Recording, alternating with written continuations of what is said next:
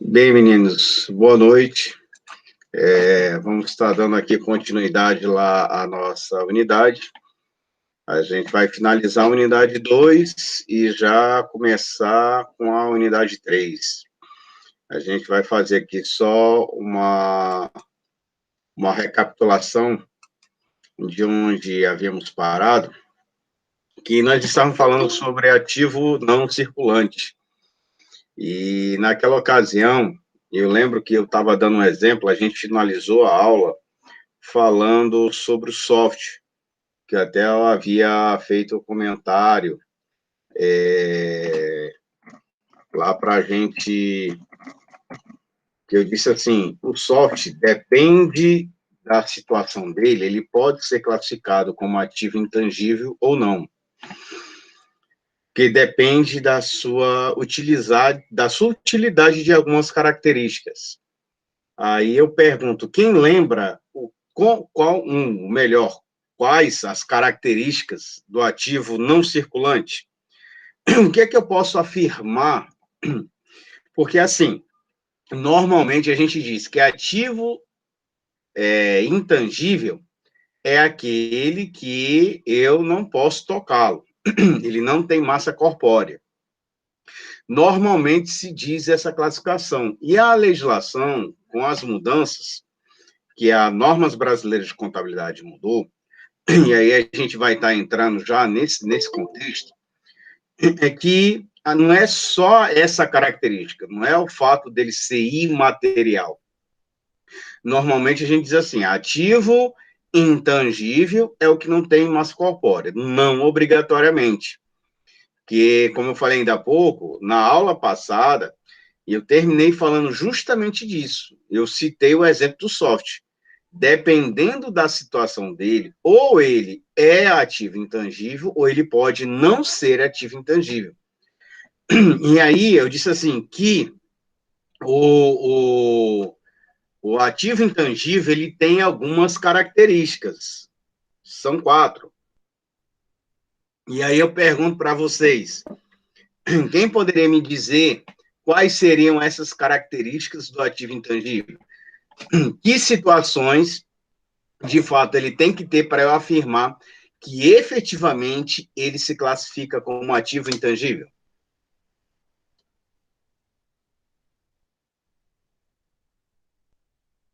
Alguém poderia me dar? Porque o exemplo vocês vão me dar. Normalmente a gente usa marcas, né?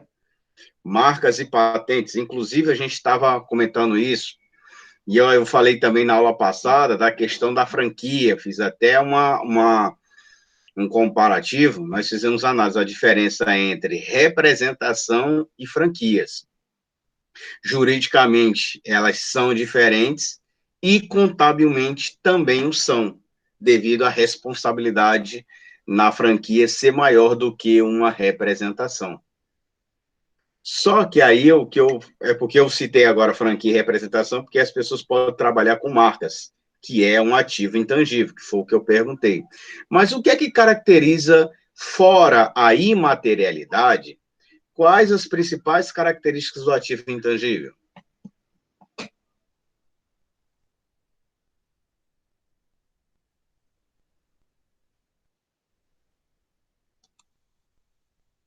Vocês lembram?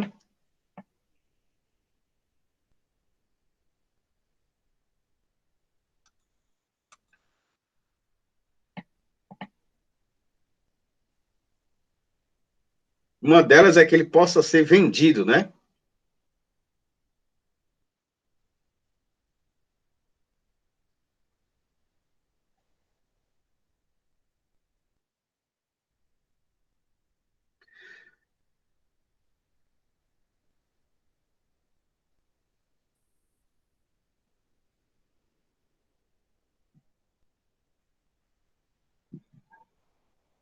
Quais as características do ativo intangível?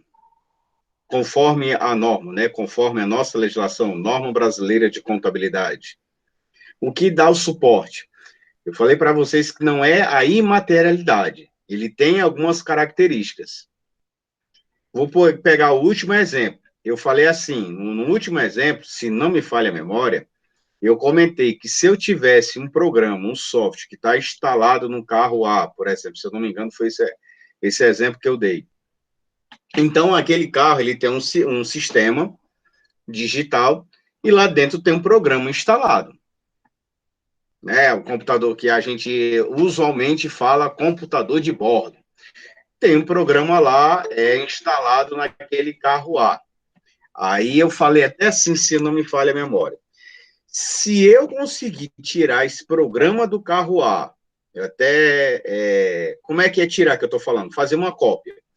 Eu copio esse programa do carro A, consigo instalar no carro B ou no carro C, enfim, tirar do carro A e instalar em qualquer outro carro e o programa funcionar normalmente, ele é um ativo intangível, porque ele é usado, transferido, vendido, compartilhado, pode ser alugado. Essas são as 5 características. Agora, se aquele software só funciona naquele modelo de carro, ele não é um ativo intangível, ele faz parte do ativo imobilizado, do ativo tangível. Então, não é só o fato de eu dizer um software, fica muito vago. Então, quando eu falo da questão do ativo intangível, eu não posso afirmar que é só o fato dele ser imaterial já caracteriza. Não. A lei, ela é bem clara. Existem as características dela. O ativo intangível só é classificado se atender essas características. E aí a gente comentou também um exemplo que eu falei lá do Goodwill, né?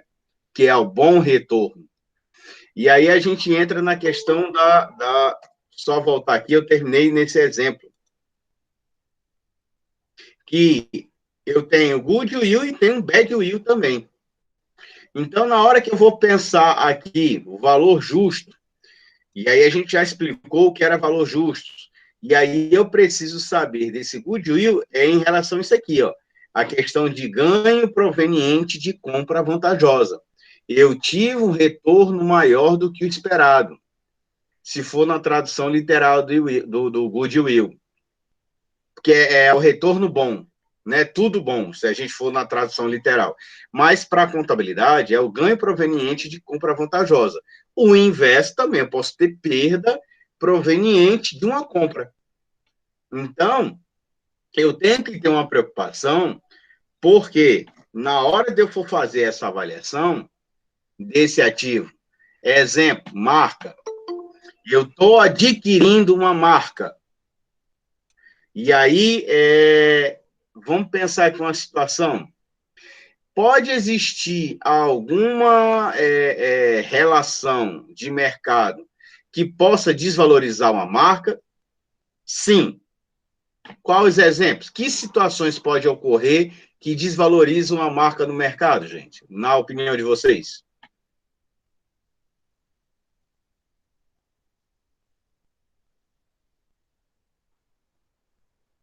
Que tipo de exemplo pode desvalorizar? Eu estou falando de poder aquisitivo da moeda, né? Que situações econômicas ou financeiras podem provocar um resultado direto negativo, falando negativamente falando, que diminua o valor de uma marca? Aí me dê um exemplo. Já aconteceu isso já no passado. Não sei quem acompanha aí algumas informações em jornais, telejornais, isso acontece. Quais os exemplos podem ocorrer na desvalorização? Porque aí a gente vai entender na hora que eu vou transacionar uma marca, ou na operação que eu vou estar realizando, se eu vou ter um goodwill ou um badwill. Porque no exemplo anterior, inclusive eu mostrei para vocês, se eu tiver um goodwill, ele vai aumentar o valor do meu retorno como acionista. Mas que tipo de situações pode desvalorizar uma marca?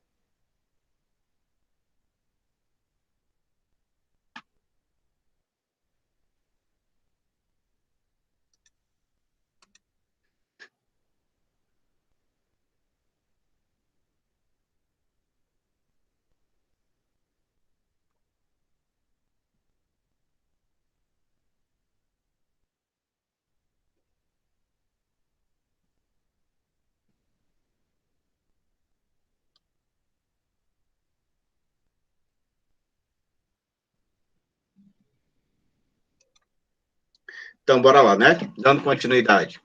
Então, eu tenho que ter a preocupação na hora do ativo intangível, incluindo o goodwill, fazer pelo seu custo de aquisição, lógico, no primeiro reconhecimento é pelo custo de aquisição, não é pelo valor atualizado, é pela data que foi realizado o fato contábil, da data que não é pela transação, mas na hora que foi firmado. E aí, eu só botei essa observação porque, dependendo da empresa que nós trabalhamos, uma coisa é a empresa abrindo daqui para frente, mas uma empresa que já está no mercado, e aqui eu botei essa informação que é interessante, que eles são amortizados, e aí existe aquela questão da amortização, a depreciação e a exaustão. São fatores de atualização do valor monetário do bem. E aí o ativo intangível, por ele não ter massa corpórea, então ele não é depreciado, ele é amortizado, conforme o seu uso. E aí vem conforme a sua vida útil econômica. Aí aqui eu não estou falando da marca, depende do ativo intangível. Um software, por exemplo, acarretaria isso. O software ou pode estar defasado, ou dependendo do software, ele pode ser obsoleto. Aí alguém diz assim, professor, mas um software obsoleto? Vamos botar aqui um exemplo. Vocês talvez não, mas quem tiver aí acima de 30, né, imaginemos um aluno aí acima de 30 anos, que eu acho que não é o caso de vocês. Eu, quando fiz os primeiros cursos de informática, quando eu tive acesso à informática, foi lá na década de 90, 94, 95. Então, quais eram as linguagens que tinha? Existia uma coisa chamada COBOL, DBase, o destaque foi os antecessores, os pais das linguagens que nós estamos utilizando hoje. Então, apesar do COBOL ainda ser utilizado de forma mínima escala, vamos dizer assim, né, nem baixa, mínima, só pessoas que trabalham com programação ainda utilizam a plataforma COBOL, mas ele não é nem mais comercializado no mercado a nível de grande comercialização. Hoje você utiliza muito planilhas Excel, você trabalha com Word, você trabalha com PowerPoint, o próprio Access é uma coisa que está no seu pacote, mas eu acho que nem todo mundo utiliza, e você pode fazer um banco de dados maravilhoso aí dentro, saindo, você cria banco de dados dentro nele, e o resultado sai no Excel. Mas nem todo mundo, aí teria que entender um pouquinho, não é nem de programação, é de configuração mesmo. Então, estou dando um exemplo da defasagem de um ativo intangível. É um programa que caiu em desuso. Então, vamos pensar aqui que um computador de bordo de um determinado carro da década de 90 já não se utiliza hoje. Você não consegue fazer o uso dele. Então, o que ocorre? Ele vai ser amortizado conforme a sua vida útil econômica. E também, eu já comentei sobre isso, está lá no nosso material, a questão do teste de recuperabilidade, né, que é o teste Impairment. Aí, conforme a norma também. Inclusive, eu já apresentei as normas para vocês. Aí, aqui o teste Impairment é a questão do reconhecimento da redução, né, da transação, da recuperabilidade que eu tenho. Se tiver goodwill, eu só não vou ler novamente, gente, porque a gente já tratou sobre isso. Eu trouxe só a informação dizendo, porque o impairment que eu falei lá no ativo imobilizado, a gente ainda está em ativos, gente, para a gente ver, a gente tratou dos ativos de disponibilidade, a gente fez aí o comentário do ativo de disponibilidade, depois eu entrei, que estão lá nos circulantes, né? Depois eu entrei na questão dos ativos imobilizados, deu exemplo, e aí nós agora, na sequência, estamos falando de ativo intangível. Por isso a necessidade de a gente entender aqui algumas particularidades. E aí, gente, a gente entra nesse contexto aqui do arrendamento mercantil. O arrendamento mercantil, gente, normalmente as pessoas usam muito esse nome, né? Leasing. Que, em resumo, é a operação que é o proprietário de um bem, né? Então, você tem um imobilizado, uma máquina, por exemplo. Eu vou dar a cessão dessa máquina, ou, um exemplo, um galpão. Eu tenho um galpão e vou ceder a uma terceira pessoa para que ele use. E aí, como eu estou colocando aqui por tempo determinado, é porque isso é feito de forma contratual. Então, eu tenho um galpão, um exemplo. E vamos colocar a situação que o Rian tem uma madeireira. Só uma situação, um exemplo didático aqui, gente. Então, eu tenho um galpão, o Rian, ele tem uma madeireira, e aonde a loja dele está localizada, a empresa dele localizada, ele precisa de um espaço para o estoque dele, e ele não tem esse espaço. E aí, existe duas situações. Aí eu tenho esse terreno, eu tenho esse galpão fechado que o Rian poderia utilizar como o estoque dele. Seria o almoxerifado, o almoxerifado dele, onde ele guardaria as peças que ele está confeccionando. Eu tenho duas opções de fazer negócio com o Rian. Ou eu faço um contrato de aluguel, ou eu faço um contrato de arrendamento. Qual é o melhor dos dois? Depende do contexto econômico, depende da situação também, tanto minha, qual é o meu interesse, e também os interesses do Rian.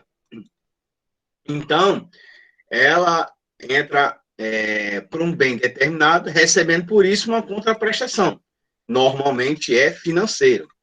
E aqui eu botei só a informação aqui também complementando, que a questão do arrendamento, muita gente fala muito hoje, o leasing, houve uma mudança em 2018, na questão de contabilização, que a gente vai ver aqui as diferenças, mas isso não é tão novo, ela já entra no nosso ordenamento jurídico desde 1974. Agora, tanto na questão tributária, porque se paga imposto, as partes contratuais e fiscalizatórias, por conta da parte jurídica também, para que uma das partes não venha a ter prejuízo com essa negociação, da forma como é realizado.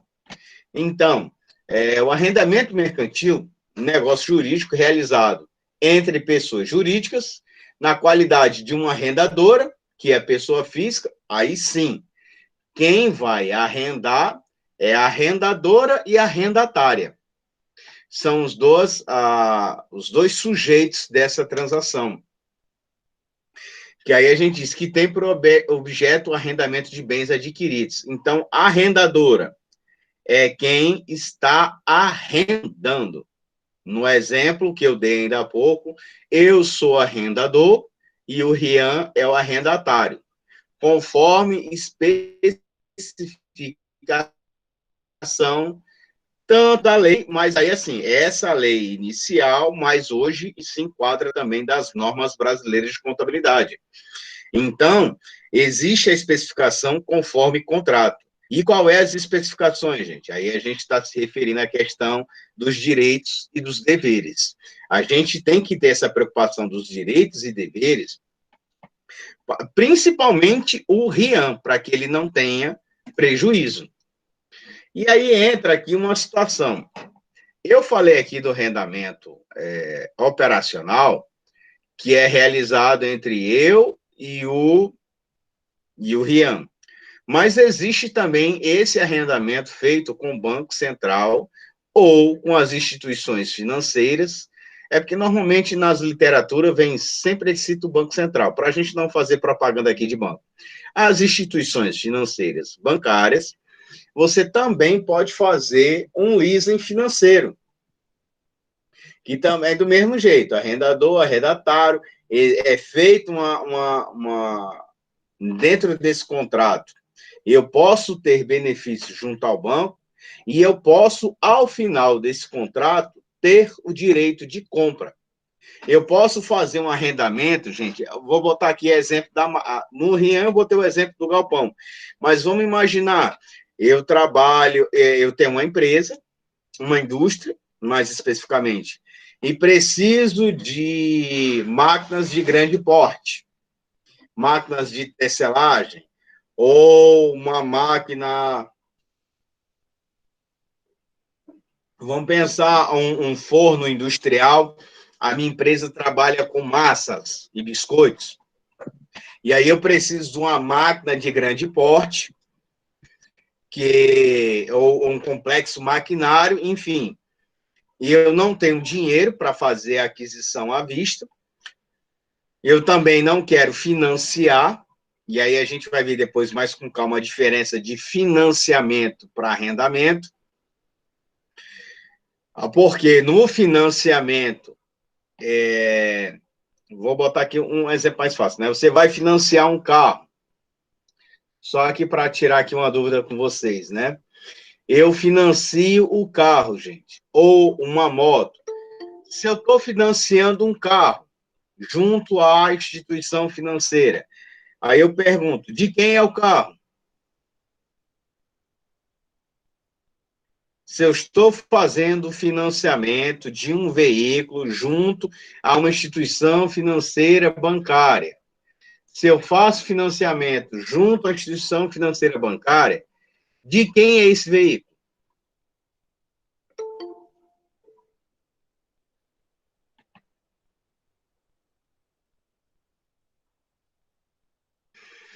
Isso, meu querido, é da financeira. Se eu deixar de pagar, eu recebo de volta o que eu paguei?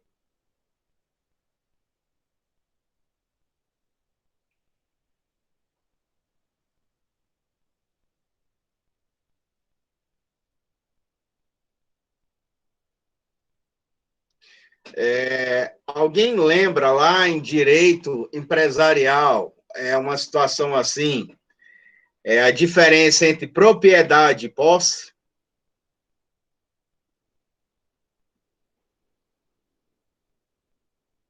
Alguém saberia me explicar a diferença de propriedade para posse?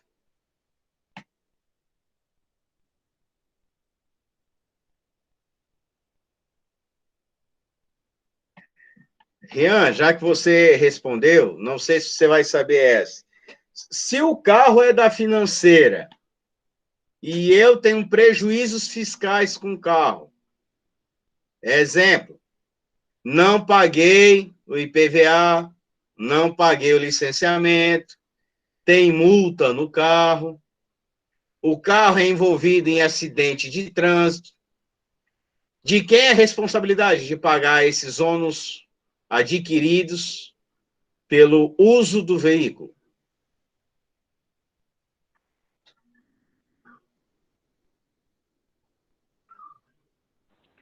Eu penso que talvez a parte do acordo que tem a propriedade do veículo, né? No caso seria a financeira? Eu já respondo perguntando, né? É verdade. O detalhe é o seguinte: o carro é da financeira, ele é o proprietário do veículo, é a financeira. Quem tem a posse e a responsabilidade pelo veículo? Quem fez o financiamento, no caso, o condutor.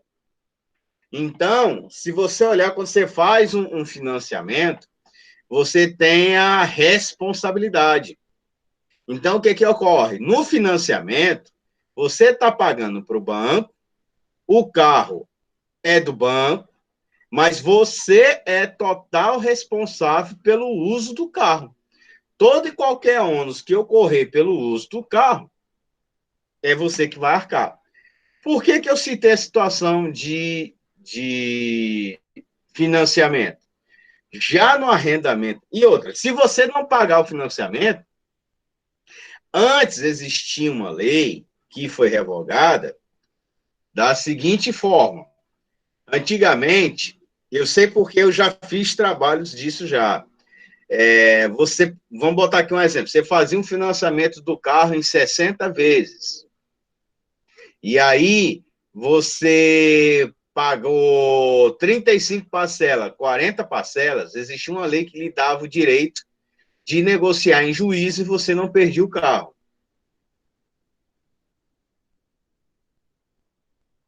Isso, Marcos. Marcos André, é isso mesmo, que eu liguei, botei o chat agora. Todo e qualquer atos fiscais, administrativos e contratuais é do posseiro. Então, se existia uma lei que já foi derrubada em 2017, gente, que antes você pagasse mais de 50% do financiamento, você negociava seu débito em juízo, mas você não perdia o carro, o veículo, né? Vamos botar a situação. Isso aí foi derrubado. Agora depende de como está no contrato com a financeira.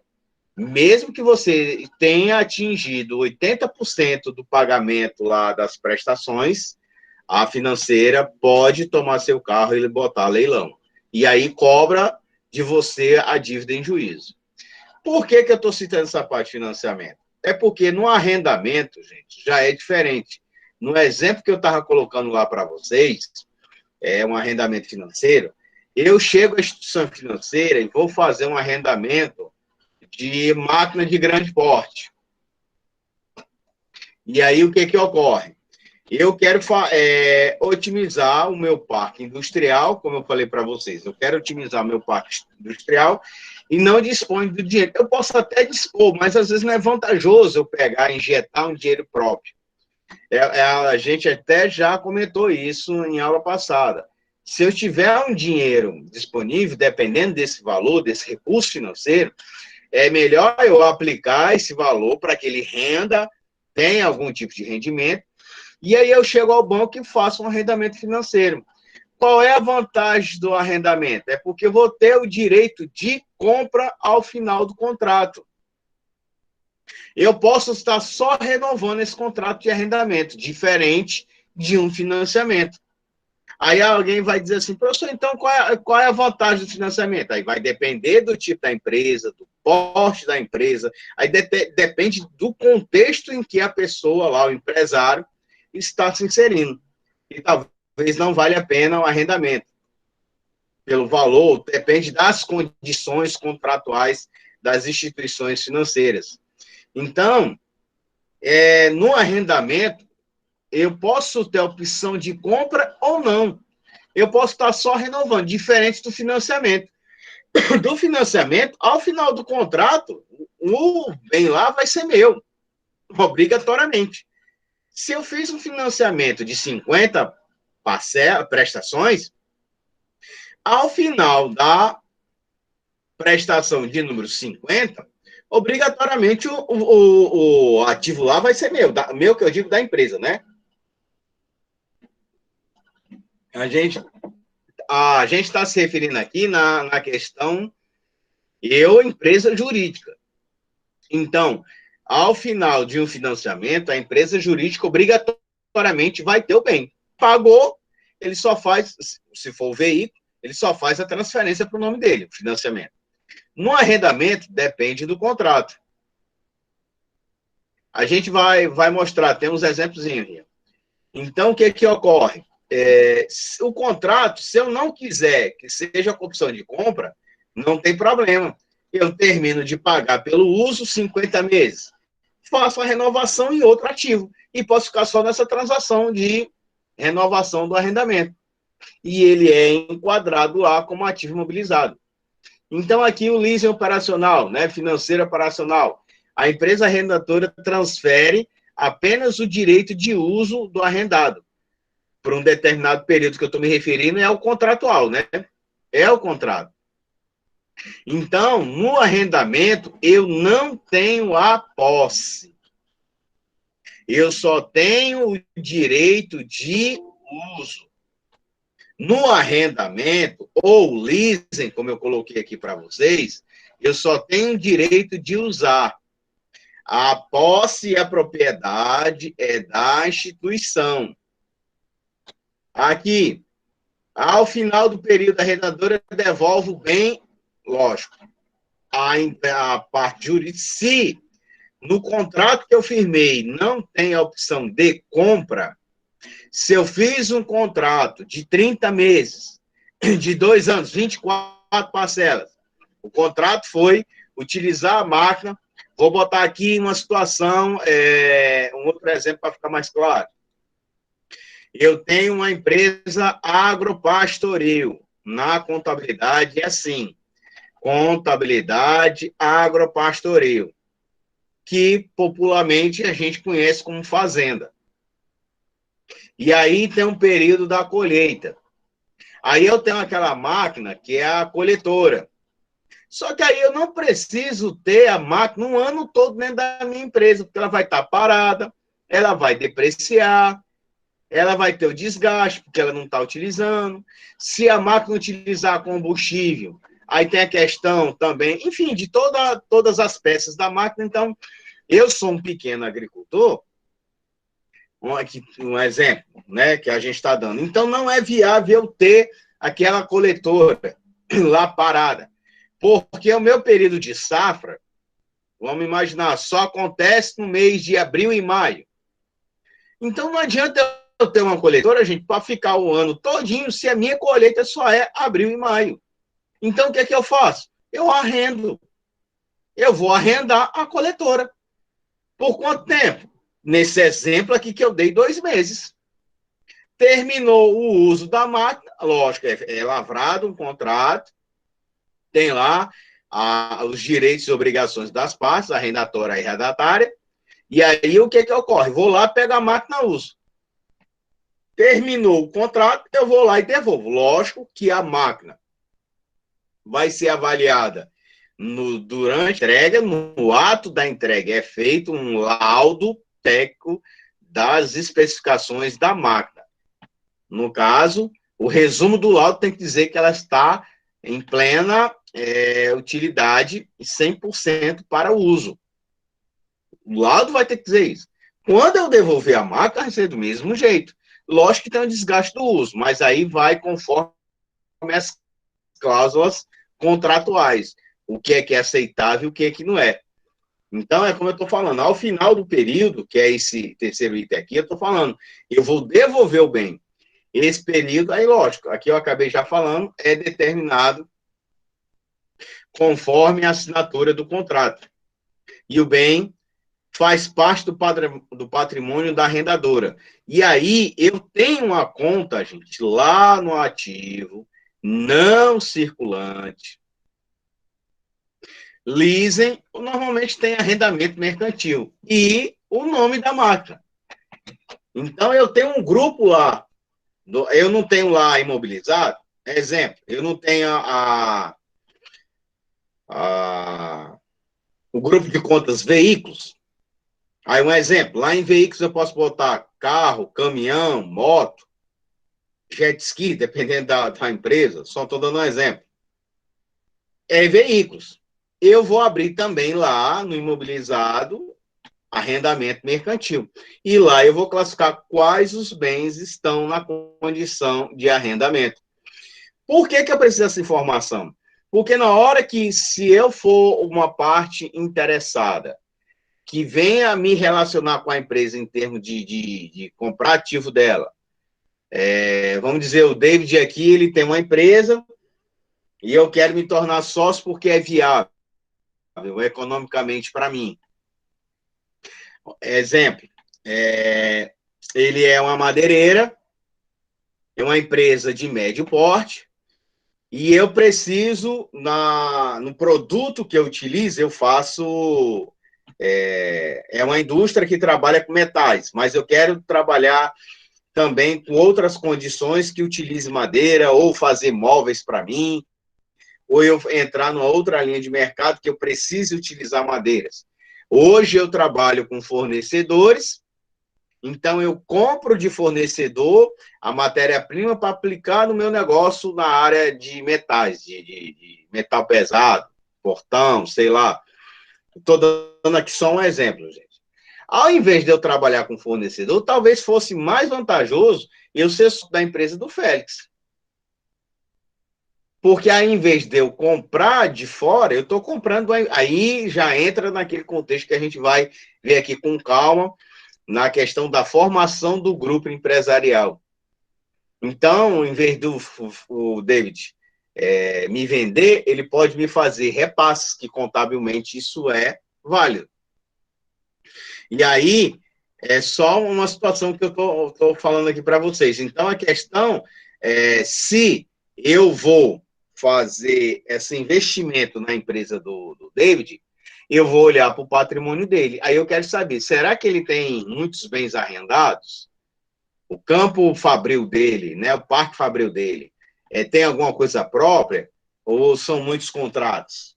Porque tem a questão do risco do contratual. É uma análise que eu preciso fazer. Por isso que eu digo, porque o bem vai fazer parte lá do patrimônio da empresa, lá no grupo do ativo não circulante, que é o grupo que a gente está trabalhando, né? Já falamos de imobilizado, e a gente vai estar dentro dessa linha. E aqui, botando aqui um exemplo, né? Admitindo que a empresa industrial tenha assinado o contrato de arrendamento em uma das marcas pelo prazo de 24 meses. Aí considera, aí vem as especificidades dessas transações. O valor do bem, 45 mil, a contraprestação, 1.875 por mês, o valor residual, 25 mil da opção de compra. Então, por que valor residual? Eu acho que eu até comentei na aula passada, gente, para falar a verdade, eu acho que não foi na aula passada, foi na aula que a gente falou sobre ativo imobilizado, e eu falei para vocês da questão de depreciação, que na depreciação eu tenho que considerar o valor residual. E aí eu disse que tem lá os tipos, né? E aí que eu falei assim, existe vários tipos de depreciação. E aí eu pergunto, não sei se vocês lembram, quais seriam os 4 tipos de depreciação? Então, pessoal, por quê? Porque entra a questão aqui do valor residual para a opção de compra. Aí aqui eu estou dizendo, no contrato me dá a condição disso. O arrendamento do bem aconteceu em janeiro de 2013. Eu poderia ser janeiro, aqui foi a digitação mesmo, que era para ser 2020. E o pagamento é todo dia 5 de cada mês. Aí aqui está o lançamento contábil, gente. Pela apropriação do valor de arrendamento no mês de janeiro, despesa com arrendamento mercantil, que é a contraprestação. Contraprestação, a gente entende, é a prestação que eu vou estar pagando. Então, você vai ver que ela entra numa conta, aqui, ó, obrigação passivo, circulante, a obrigação de pagar e despesa com arrendamento mercantil, DRE, pela apropriação dela, pelo pagamento realizado em fevereiro. Aqui a gente está vendo que é uma provisão. Eu faço a provisão no mês anterior para pagar no mês subsequente. É aquele mesmo entendimento, gente, lá quando a gente fala da salários a pagar. Provisão de salários a pagar, os salários a pagar. A gente faz uma provisão, exemplo, agora em setembro, aí a lei trabalhista diz o quê? Eu posso pagar ou no final do mês ou até o 5º dia útil do mês subsequente. Não é assim? Ela me dá 2 condições. Então, eu tenho até o 5º dia útil do mês subsequente, pode ser 2 dias depois, e não obrigatoriamente é no dia 5. Tem gente que confunde isso. Às vezes, quando a gente orienta os empresários, ele entende isso. Eu tenho que pagar todo dia 5? Não, não é dia 5. É o 5º dia útil do mês subsequente. Porque se o primeiro dia útil for no sábado ou no domingo, não conta. Vai contar a partir de segunda-feira. Por que eu estou dando esse exemplo aqui do pagamento? É só para a gente entender, para lembrar o que era a provisão. Então, o lançamento A aqui é a provisão do leasing, e o B, pelo pagamento realizado em fevereiro. Então, eu provisionei em janeiro e fiz o pagamento em fevereiro. Então, tá lá, despesa com arrendamento mercantil, então impacta o meu resultado, salvo nas empresas optantes pelo Simples. Porque você vai fazer isso, mas você não vai ter uma base de cálculo para apuração de imposto, porque nas empresas optantes pelo Simples, o imposto ele é cobrado no faturamento conforme a tabela. Só lembrando, e essa aqui entra para os outros regimes tributários. Esse exemplo aqui, ele não é benéfico para a empresa optante pelo Simples. Pelo B, aqui é o pagamento, aí eu fecho aqui a obrigação do passivo do arrendamento mercantil, com o caixa ou banco, normalmente é banco, e pela compra, da opção de compra lá que disse no contrato, está aqui, máquinas e equipamentos, ativo não circulante, 25 mil, banco, contas a pagar. Então, aqui eu estou falando das prestações e, no final, a opção de compra. Certo? Meninos, então, o leasing, basicamente é isso, ele não tem tanta... Agora, o que muda é no processo de reavaliação, aí a gente vai... Não se preocupe não que esse assunto a gente vai voltar nele. Se eu não me engano, mas aí é no trabalho lá, é porque parte do pessoal que está na turma de segunda-feira está aqui também. Então, naquele trabalho da outra disciplina, você vai ver que tem vários bens lá, mas eu acho que eu não coloquei nenhum com arrendamento, não. Nenhum foi arrendado. Eu acho que todos eles lá foi adquirido e é feita a depreciação. Não vou complicar, não, mas poderia ter pensado nisso lá. Mas tudo bem. Para a gente fazer um outro contexto. Então, aqui ainda sobre ativo não circulante. Então, ainda sobre ativo não circulante, a gente vai falar aqui sobre investimentos. O grupo lá de investimentos. Eu estou puxando aqui pela origem da lei, porque já lá desde o início já dizia isso. Principalmente isso aqui, gente. Ó. Que investimentos. Aqui eu estou explicando para vocês porque esse investimento aqui, gente, é diferente lá daquele investimento dentro do grupo de custos, ou melhor, dos gastos.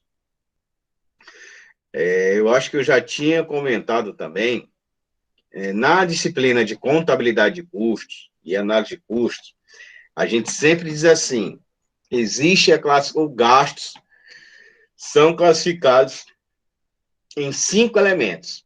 Os empresários têm mania de dizer que tudo na empresa dele é custo. E não é verdade isso. Porque, às vezes, o próprio empresário, nem ele sabe, de fato, ele não entende o que é o custo. Não tem essa percepção clara. Só lembrando aqui para a gente fazer a diferença desses investimentos aqui, para não ter confusão, gente. O gasto, ele é dividido em custo, aí tem as subdivisões, né? Direto, indireto, fixo, variável, misto. São as subdivisões dos custos para empresa industrial, comercial e serviço. Depois dos custos, nós temos as despesas. Direta, indireta, fixa e variável. Também do mesmo jeito. Custo, lembrando, está relacionado diretamente com a produção de bens ou serviços ou prestação de serviços. Só lembrando aqui. Despesa não está relacionada com a produção. Normalmente é relacionado com gastos gerais administrativos. É as despesas. Então, a despesa ela não está na produção. Aí nós temos um outro grupo lá, desperdício. Desperdício é o que foi utilizado na produção e teve sobra e eu posso reaproveitar. Por que eu classifico como desperdício? Porque não foi utilizado na produção inicial. Exemplo, eu tenho um tecido que era para fazer camisas. Sobrou pedaço de tecido, que normalmente a gente chama de retalho, né? Essa sobra, que é o retalho, na contabilidade, isso é classificado como refúgio. A gente não bota retalho lá na contabilidade, não. Retalho é o nome popular. Então, a sobra do tecido, que a gente chama de retalho, na contabilidade é refúgio. Esse refúgio, esses retalhos, você pode fazer um tapete, por exemplo. Só estou dando um exemplo, uma ideia. Então, o retalho não serviu para a camisa, mas serve para virar tapete. Para virar cortina, sei lá, um pano, uma toalha de mesa, um exemplo. Ele virou um outro produto. Então, ele é chamado de desperdício para a produção de camisa, mas eu reaproveitei. Perda é uma situação que o próprio nome já é redundante. Eu perdi. Exemplo, eu tenho uma linha de produção e eu utilizo querosene. Aí a lata de querosene, o vidro de querosene, naquele determinado momento estava destampado. Ela evapora. Por ela evaporar, você não vai recuperar. Então, esse valor evaporado é perda. É igual gasolina, é igual quem faz unhas, né, pinta as unhas, já deve ter ouvido falar em acetona, né, que é o removedor. Para falar a verdade, acetona é uma marca. O nome correto daquele produto é removedor de esmaltes, né? Então, esse removedor de esmaltes, se você deixar muito tempo aberto, estampado, ele evapora. Isso é perda. Então, nós temos, gente, 5 classificações que eu falei. Custo, falei de despesa, falei de desperdício, falei de perda e falei de investimento. Aí, esse investimento na área do gastos, eu vou fazer investimento para a criação de nova máquina, investimento para a criação de um novo produto. Isso está relacionado com a minha produção. Esse investimento aqui classificado dentro do grupo de gastos, que gastos é desembolso de numerários para determinada finalidade, então esse investimento não é esse investimento que eu estou falando aqui. Então, gente, eu só dei esse exemplo do custo para que quando a gente usar a palavra de investimentos, em ativo não circulante, grupo investimentos é o investimento feito em outra empresa. Está aqui, ó. A nossa lei original lá, 6.404 de dezembro de 76, a chamada Lei das Sociedades Anônimas, foi assim que ela foi conhecida, ela vem dizendo, são as participações permanentes em outras sociedades, aqui a gente está falando sociedade empresária, e de direito de qualquer natureza, não classificado no ativo circulante, que é esse investimento anterior que eu falei, e que não se destina à manutenção da atividade da companhia ou da empresa. Ou, quando a gente está falando manutenção da atividade, é a produção.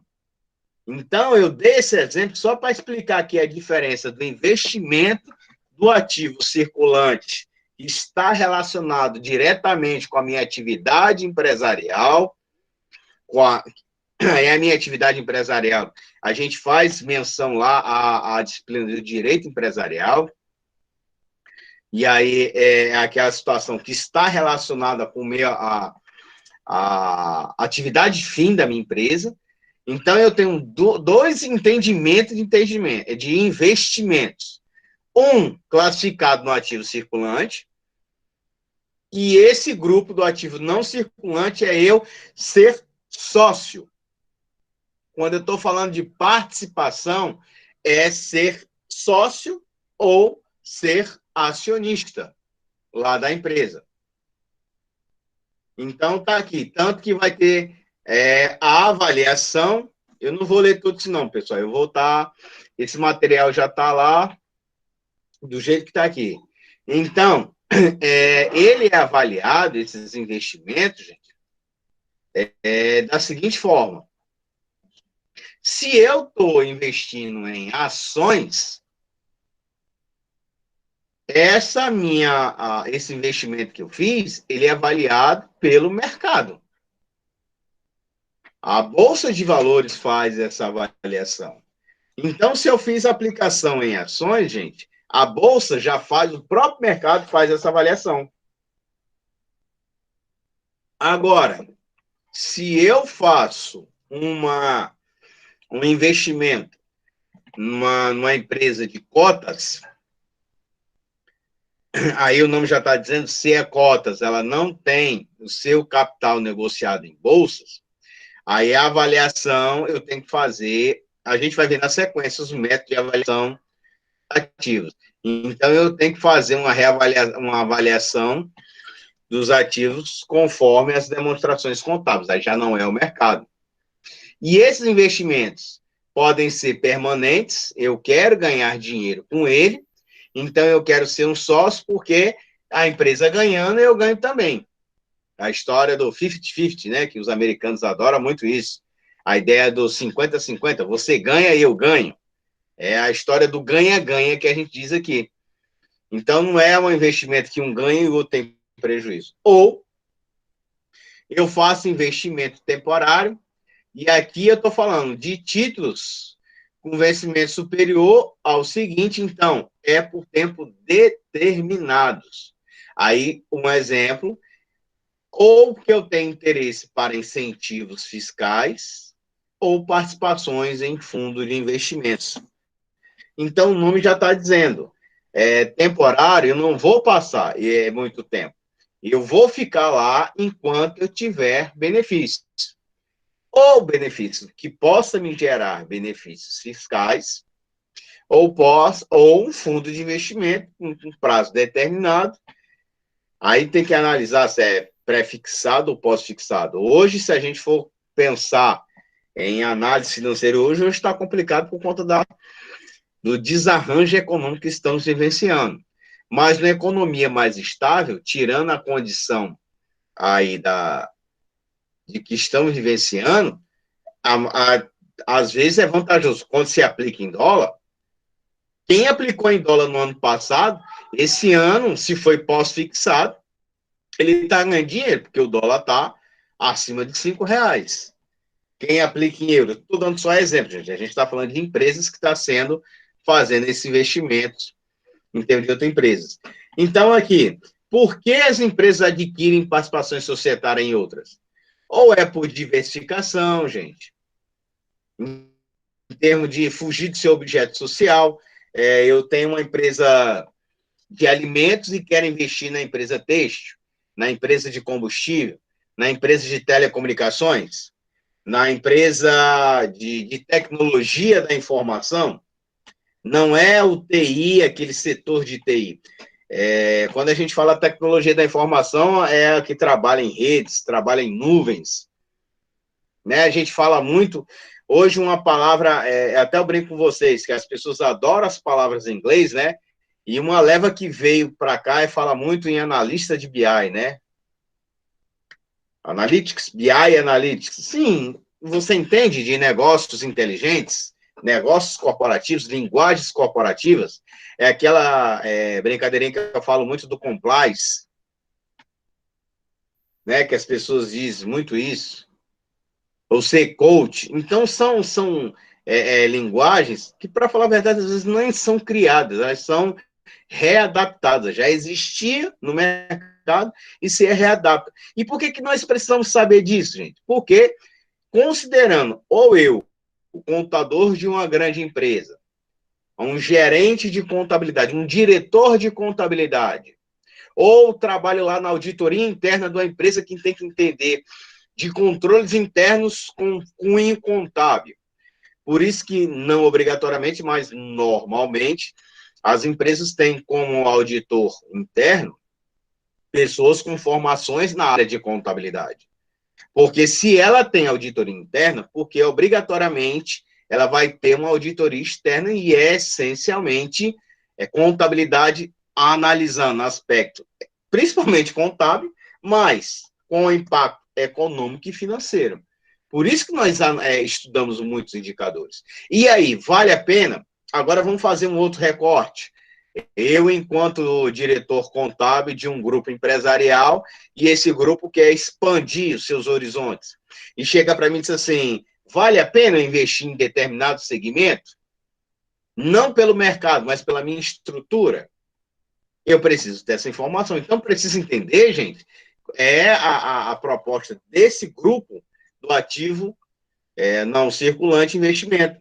E estratégia de mercado. Eu posso comprar um concorrente, aumentar a participação no mercado comprando um concorrente. Alguém sabe de algum exemplo recente dessa situação que eu passei para vocês? Quem acompanha aí os noticiários tem costume de... A Disney comprando a Fox. Como é? Por exemplo. A Disney comprando a Fox. A Sim. Disney é uma gigante de entretenimento e comprou uma porrada de empresa, a Marvel Studios, a Fox. E agora vai inaugurar um novo sistema de... Aliás, acho que é outro. Agora tem o Disney Plus, né? Que eles criaram um serviço de streaming para competir com a Netflix. Agora, pronto, Rian. A Disney a gente conhece. Qual é o mercado econômico da Disney, meninos? Entretenimento, sim. Entretenimento. Mas para qual público-alvo? Depende da empresa, né? Por exemplo, a própria Disney tem os produtos deles que são, acho que para a família toda, mas geralmente infanto-juvenil, né? Desde animações, desenho, essas coisas, né? E também filmes em live action, né? Que geralmente é muito direcionado para o público infantil e adolescente. E outras empresas que tem mais, né? Tipo o Marvel Studios, que também pertence à Disney, que foi comprado em 2009, eu acho, foi 2008. Só que aí, só aproveitando esse seu exemplo, a Disney, ela, desde a sua origem até os anos 2000, essencialmente era infantil e infanto-juvenil. Essencialmente, ela estava ali até 2000. Ela começou a perceber que foi aí quem lembra aqui do passado das locadoras, né? Agora eu estou tentando lembrar aqui o nome da empresa, que era uma gigante das locadoras aqui no Brasil, que inclusive aqui em Fortaleza também, ali no final do Antônio Salles. Esqueci agora o nome da locadora. Que as pessoas alugavam os filmes, e aí eles, com a explosão da internet, que viram que agora tudo é digital, a Disney, não fazendo propaganda dela, ela viu... né? Distrivídeo, Anderson. Isso mesmo, obrigado, meu querido. A Distrivídeo, talvez, eu acho que foi a maior distribuidora para locadoras do Brasil, gente. Tinha centro de distribuição em todas, eu acho que em todas não. Eu estaria, talvez, dando uma informação errada ou equivocada. Mas eu acredito que nas grandes capitais ela estava, no centro de distribuição, e alimentava as pequenas locadoras. Com a explosão, que hoje a gente assiste filme pela internet, e aí vem essas concorrentes, a Disney viu, e também a retomada da Marvel, que saiu dos quadrinhos, passou para o quadrinho digital e fez investimento maciço nos filmes, ela disse assim, ou eu entro nesse mercado, ou eu vou ser engolida. Vou botar aqui... Cara, é por isso que eu vivo dizendo, a Disney só tem cara visionário dentro deles, porque... quando a Marvel lançou de maneira independente o primeiro filme do Homem de Ferro, eles já viram ali um nicho que estava destinado a dar certo, entendeu? E tá aí, eles estão faturando bilhões aí todos os anos lançando filme.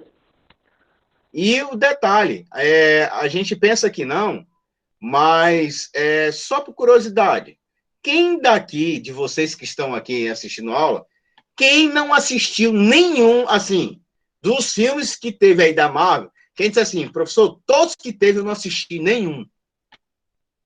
Vingadores, Homem-Formiga, Homem de Ferro, Homem-Aranha, até o Venom também saiu. Mas o Venom não é da Marvel. Ele não foi produzido pela Marvel, né? Quem disse assim? E não foi produzido pela Marvel. Apesar que depois a Marvel acabou tendo direitos autorais porque o personagem é dela. É porque o contrato se restringe à bilheteria. Eu acho que o grosso do lucro geralmente vem de licenciamento de produtos. Que eu acho que essa parte dos lucros fica com a própria Marvel. Agora, quem daqui diz assim, rapaz, professor, não assisti nenhum.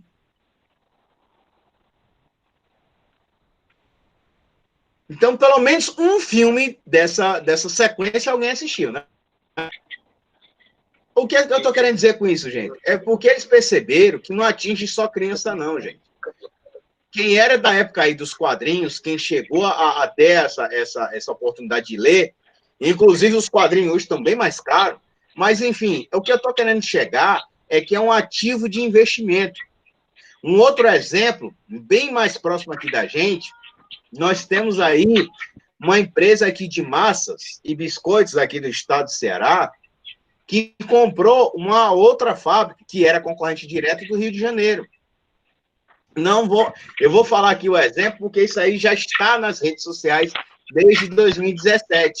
O grupo M. Dias Branco comprou o grupo Piraquê para biscoitos. Por que eles fizeram isso? Porque entra nesse exemplo que eu estou dando para vocês, gente. Foi comprar um concorrente para estratégia de mercado. Quem não sabe, dá a entender que é uma concorrência. É igual o caso aí da Interview Ambev. Só estou dando exemplo. A pessoa diz assim, as cervejas, Brahma, Antártica, Skol, Boêmia, você está dando dinheiro para a mesma empresa. Stella Artois, que é argentina.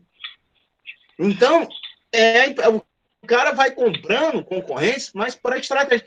Ele é classificado nesse grupo, ativos e investimentos. E aí, a gente entra aqui nesse contexto. Aí aqui vai começar a ficar bem mais interessante, contabilmente falando. Que aí, assim, é porque realmente o trabalho lá para internacional já vai dar trabalho. Mas o trabalho daqui seria mais ou menos nesse contexto. Mas a gente vai ver isso aqui contabilmente falando. Então, gente, eu tenho aqui um exemplo da parte já de participações societárias. Então, o que acontece?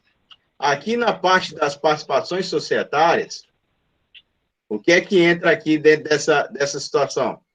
A gente está vendo aqui, ó. Eu tenho uma empresa, Cyber Participações, tem 72% da Olimal.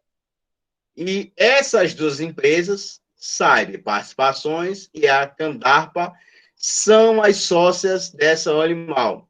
Então, o que ocorre? A Cyber ela é majoritária e a Candarpa só tem 27,23%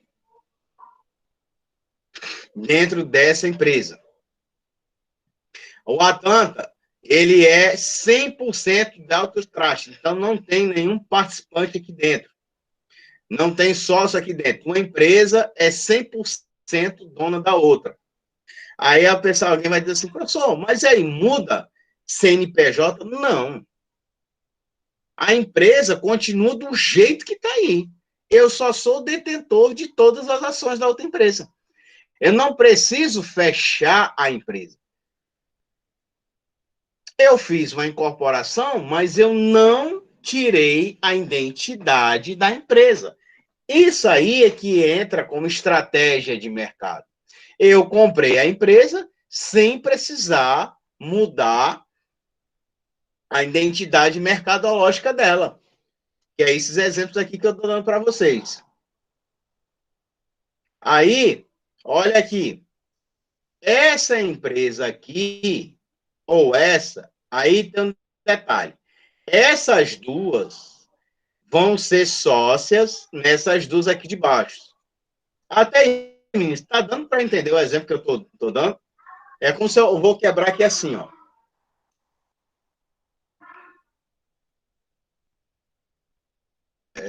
Deixa eu dar um exemplo melhor aqui para vocês aqui. Deixa eu inserir uma linha aqui para ficar fácil aqui de vocês entenderem. Eu vou inserir aqui essa linha aqui para ficar melhor o entendimento do que é que eu estou querendo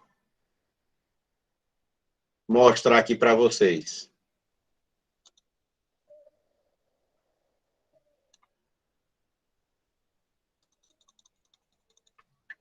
Pronto. Ó.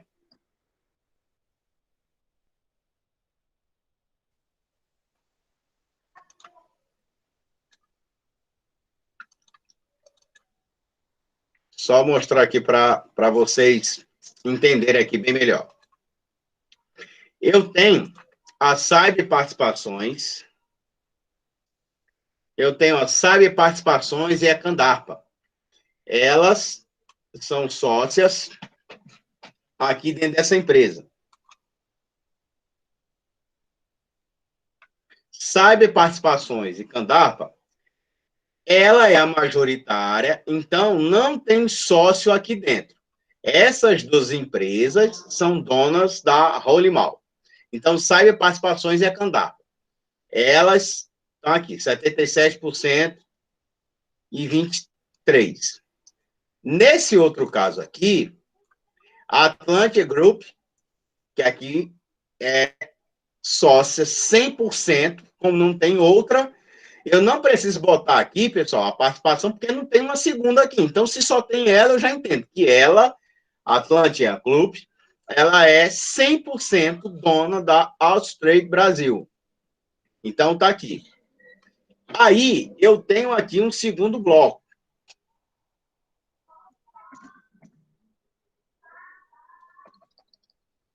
Eu tenho um segundo bloco aqui. Qual é o segundo bloco? É esse aqui, ó.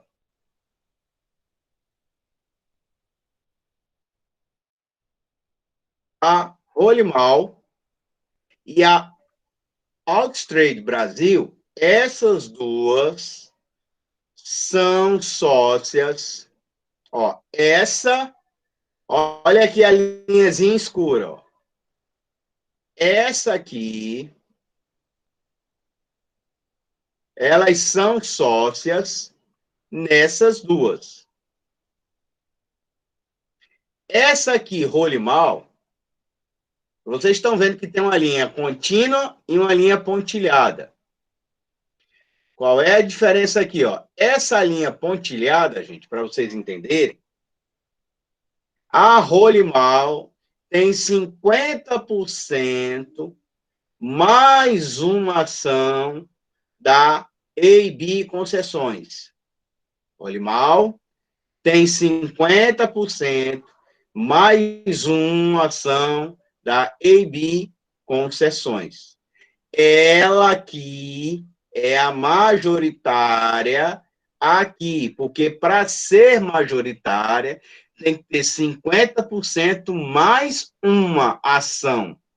Não é 50%, 51 e 49, não. Bem devagar. Não é 49 e 51, não. Quando a gente fala em ações, sejam ordinárias ou preferenciais, eu já falei em aula passada, inclusive sobre isso.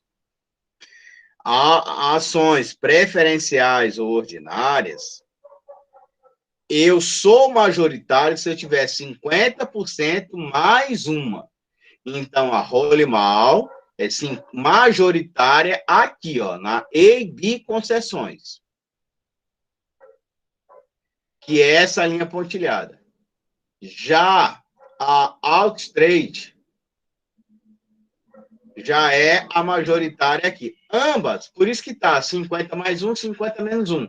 50 mais 1, 50 menos 1. É só invertendo.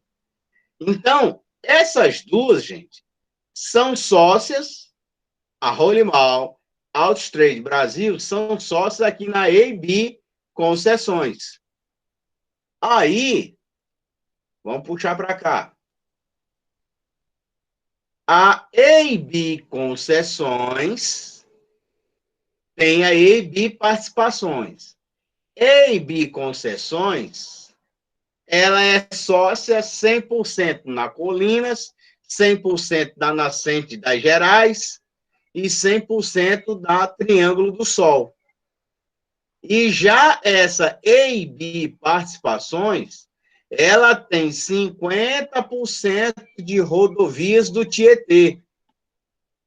Cadê os outros 50%, professor? Tá aqui, aí tá aqui, ó. Os outros 50% está ou aqui dentro, ou pode estar aqui dentro.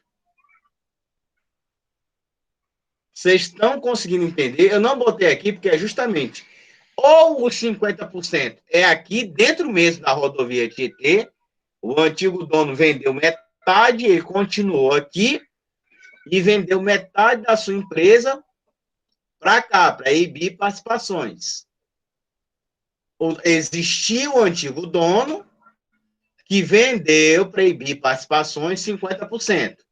Ou, que aqui eu não coloquei, que é justamente que é para a gente entender.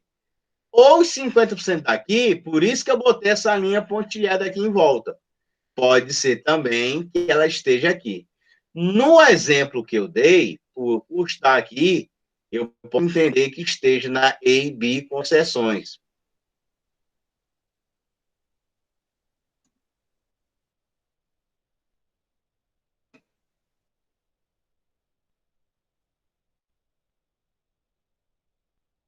Então, pessoal, o que acontece? Olhando agora para um todo, isso aqui é um grupo empresarial. São situações onde existe dentro variações de participações entre empresas. Então, existem relações societárias entre si.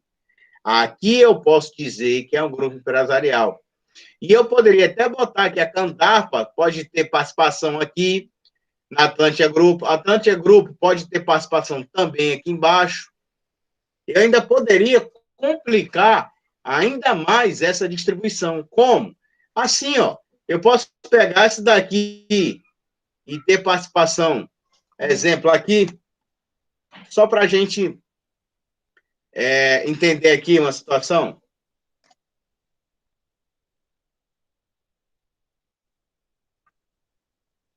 Eu posso entender que a Atlântica Grupo tem a participação aqui também, e ter aqui um parte percentual.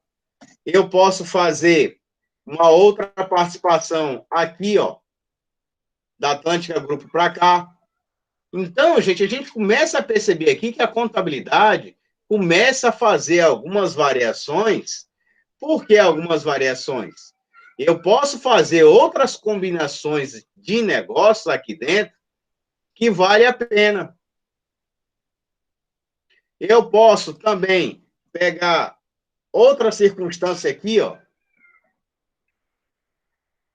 Qual seria a outra circunstância? Fazer com que a SAB Participações tivesse investimento lá na Atlântica Group. E aí a contabilidade, gente, começa a trazer uma outra proporcionalidade. A visão que a gente começa a ter passa a ser diferenciada por conta dessas relações aqui que eu faço. É só o exemplo que eu estou dando, gente. Então, a gente precisa ter uma visualização diferenciada por conta da forma como eu trato essas situações societárias, esses tipos de investimento. E qual o meu real interesse em comprar as ações? É de forma permanente ou de forma temporária? E aí vem aqui, ó, critérios de classificação e avaliação dos investimentos.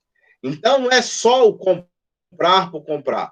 Ah, professor, eu vou comprar só de empresas que têm ações? Não, obrigatoriamente não. Você pode comprar de empresas de ações e pode comprar de empresas de cotas. Essas empresas aqui, tanto que eu botei percentual, não obrigatoriamente é de empresas listadas em bolsas, não, gente. Eu não posso afirmar que obrigatoriamente são de empresas listadas em bolsas, não. Pode ser empresas de cotas também. Aí vem aqui, ó, os critérios de classificação com ênfase no método de equivalência patrimonial, tanto o cálculo como a contabilização. Aí vem o CPC 18, investimento e coligada e controlada. Aí esse assunto aqui já nos ajuda lá na outra disciplina, por isso quem está vendo as duas, é bom porque elas se complementam. Tem coisa que a gente está vendo lá que a gente precisa da informação daqui e daqui para lá.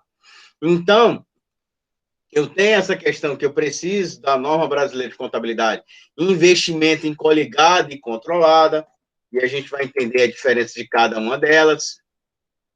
Porque eu tenho 3 grupos: coligada, controlada e as equivalentes.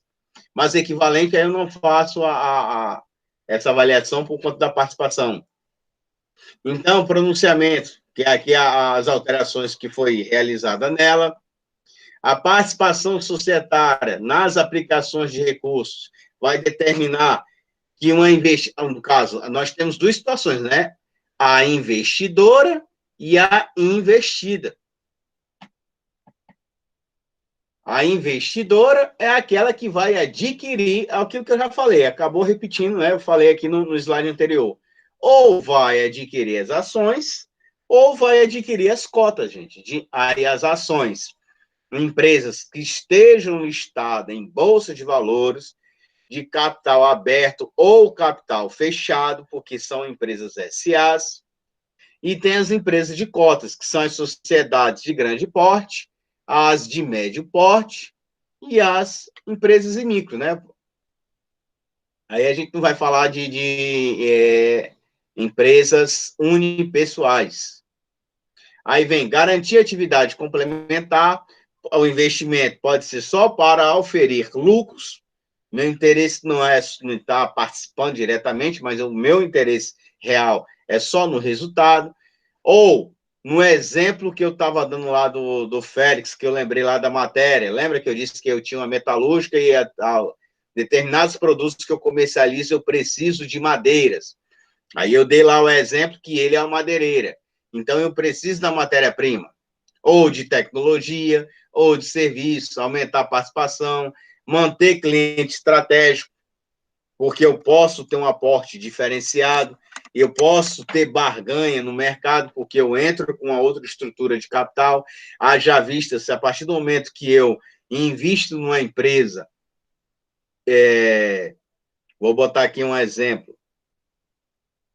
Eu sou do indústria têxtil, e adquiro uma empresa de alimentos, ou uma rede de supermercados, vamos dar um exemplo aqui, rede de supermercados.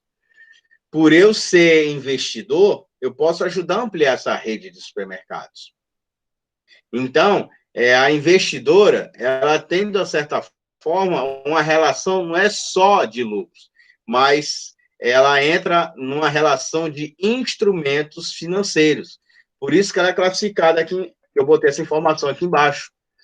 Por quê? Porque não é só o fato de eu estar querendo comprar ações. Eu posso não só comprar ações, eu posso estar comprando debêntures, eu posso estar comprando títulos. Depende da transação. E aí, eu tenho aqui as definições de participações societárias. Como é que ela é classificada? Coligada é a entidade o qual o investidor tem influência significativa, ele é coligado. Controle conjunto é o compartilhamento contratual de 2 empresas. Controle isolado, uma empresa normalmente é exercido pelo investidor da empresa, que detém mais de 50% do capital votante. Aí o capital votante são ações ordinárias. Quem vota é quem tem ações ordinárias. É o que decide as atividades, o futuro, o andamento da empresa. Ações preferenciais, pode assistir à assembleia, mas não opina, não tem voto e não toma decisão. A diferença é porque ele recebe primeiro. O nome já está falando. Ações preferenciais.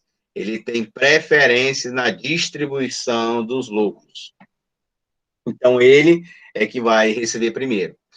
Vamos pegar aqui o controle compartilhado, 50%, para falar a verdade, que é o mesmo que o conjunto, e controle integral é quando você tem a totalidade das ações. Vou botar aqui só um exemplo, ó, aqui o isolado, conjunto, coligada. Vou botar aqui só nesse exemplo aqui para vocês entenderem. Bora lá. Aqui eu tenho o controle integral, 100%. esse aqui de baixo, como mesmo aqui de cima, que eu não botei o percentual, mas eu sei que só é um. 100% controle integral. Aqui, controle em conjunto. Controle em conjunto. Aqui, é porque eu não tenho nenhuma de 30%, 40%. Aqui eu tenho controle isolado, não é integral, ele é isolado. Esse tem mais participação do que esse. Esse é o controlador isolado. Porque pode ser em conjunto, professor? Pode, que as duas, mas quem manda é esse aqui. Em conjunto, esses dois aqui, ó. E o daqui é compartilhado. Conjunto, aqui é isolado, conjunto, compartilhado e integral. Certo? Que é essas definiçõezinhas que eu coloquei aqui embaixo. E aí, existe uma outra norma, gente, que a gente já entra nas demonstrações consolidadas. E eu vou estar falando aqui da parte teórica, gente, que é interessante a gente já começar a ver isso contabilmente. Passar uns exercícios para a gente ver isso contabilmente falando, né? Agora é interessante que o pessoal assista, porque esses exemplos que eu estou dando, apesar que está lá, mas o material que está lá não é esse com essas ideias que eu estou tendo agora, né? Fica depois complicado para você tirar a dúvida, mas tudo bem. Então, demonstrações consolidadas, inclusive eu tenho uma norma só para isso. Aí, no grupo empresarial, gente, no grupo empresarial, é feito as demonstrações de cada empresa separadas e é feito a demonstração consolidada na hold. Aí eu pergunto a vocês, alguém já ouviu falar em hold? E se vocês conhecem alguma hold? O que é hold?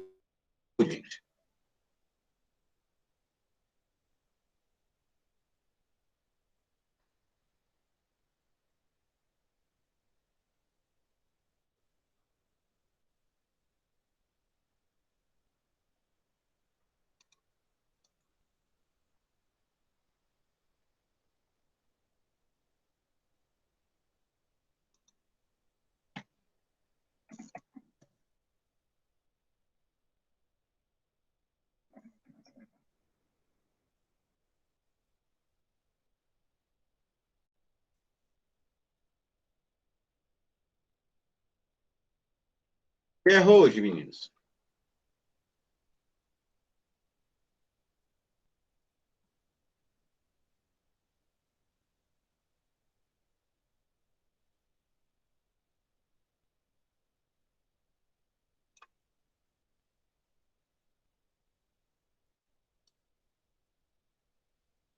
Quem me explica o que é e dando um exemplo, né?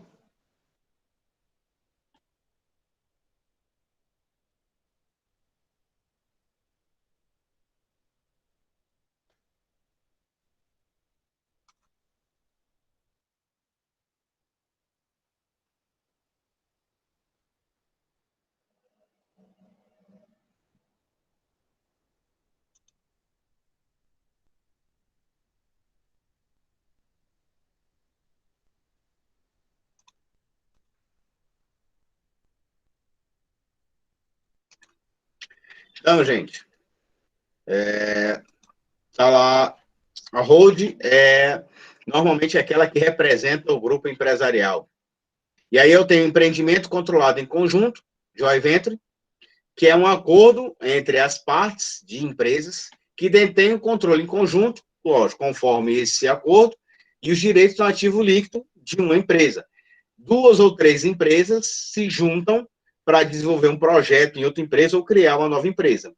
Elas não são sócias. O controle em conjunto de joint venture é conforme for aquele desenvolvimento daquele projeto, daquela empresa ou daquele atividade, especificamente o serviço que está sendo trabalhado. Influência significativa é o poder de participar nas decisões políticas e financeiras e também operacionais da investida. Investidora é quem está fazendo investimento. Investida é quem está recebendo investimento.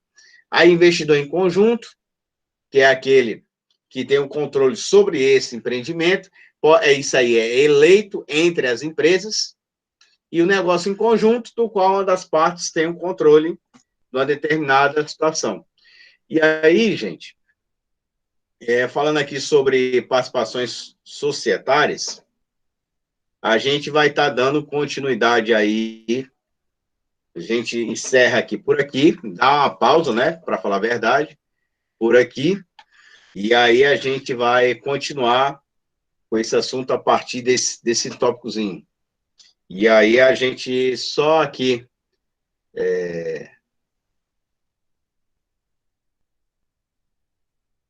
Vitória, para falar a verdade, hold não é só isso, é aquela que tem a maior participação dentro do grupo econômico. Normalmente são assim, mas ela é eleita em Assembleia Geral Ordinária. A hold normalmente é aquela empresa que tem a maior participação no grupo.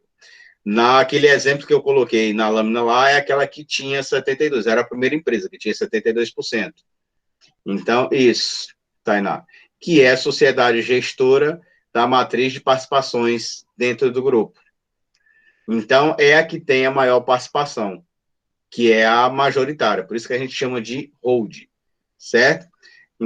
Então, meninos, a gente vai estar dando uma pausazinha, vai estar dando continuidade aí nessa situação. Agradeço aí a atenção de todos. Eu vou dar uma olhadinha lá, já tem duas listas de exercícios, gente. Depois vocês acessem esse material lá na nossa plataforma à noite. Até a próxima.